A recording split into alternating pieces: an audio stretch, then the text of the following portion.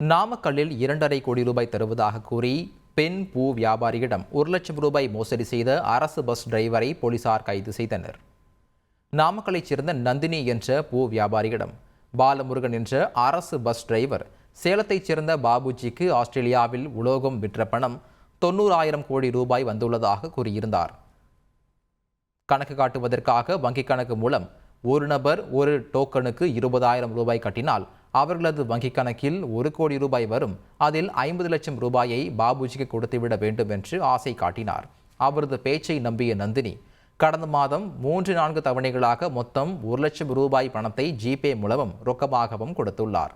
இதற்கிடையில் டிரைவர் பாலமுருகன் இதேபோல் பலரிடம் ஆசை வார்த்தை கூறி கோடிக்கணக்கில் பண மோசடி செய்தது தெரியவந்ததும் நந்தினி நாமக்கல் போலீசாரிடம் புகார் செய்தார். அவரது புகாரின் பேரில் போலீசார் வழக்கு பதிந்து பாலமுருகனை கைது செய்து விசாரித்து வருகின்றனர். செய்திகளை உடனுக்குடன் தெரிந்து கொள்ள உடனே சப்ஸ்கிரைப் பண்ணுங்க.